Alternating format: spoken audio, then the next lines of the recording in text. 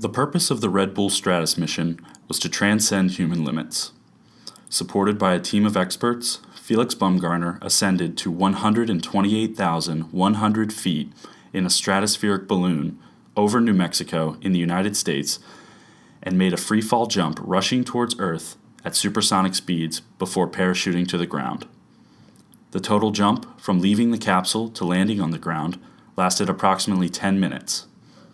His successful achievement on October 14, 2012, holds the potential to provide valuable medical and scientific research data for future pioneers.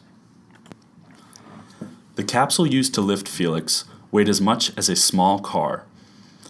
In order to lift him to this incredibly high altitude, a very large helium balloon was used and rose through the air at over 1,000 feet per second.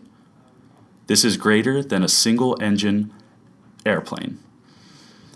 The balloon rises and expands to around 30 million cubic feet as the pressure drops when rising through the atmosphere.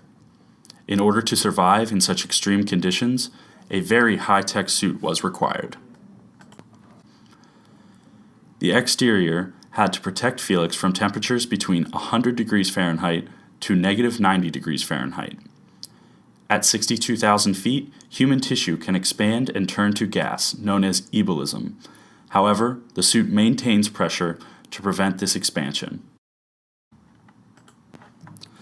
Once Felix initiated the jump, he fell for 4 minutes and 19 seconds, reaching a free fall speed of 843.6 miles per hour, or Mach 1.24, faster than the speed of sound.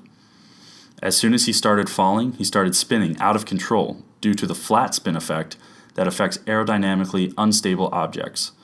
However, he managed to recuperate and start a stable fall after 43 seconds due to his extensive training. 4 minutes and 19 seconds into freefall and moving at 126 miles per hour, Felix pulls a small drag parachute out of his pack. This drag parachute catches the wind and pulls the rest of the parachute out. The parachute inflates and increases surface area without a large increase in mass, allowing the force of air resistance on Felix to be much greater. An object reaches terminal velocity as it falls when the force of gravity is balanced by the force of air resistance.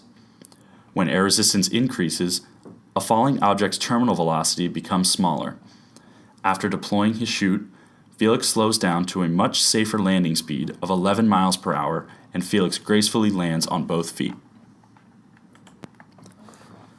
The main feature for landing was the drogue parachute.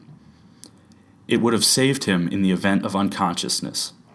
The drogue parachute was made up of a container and a harness. The container held 2 landing parachutes and the drogue stabilization chute, while the harness held 2 oxygen bottles and 4 handles that controlled the release of the parachutes.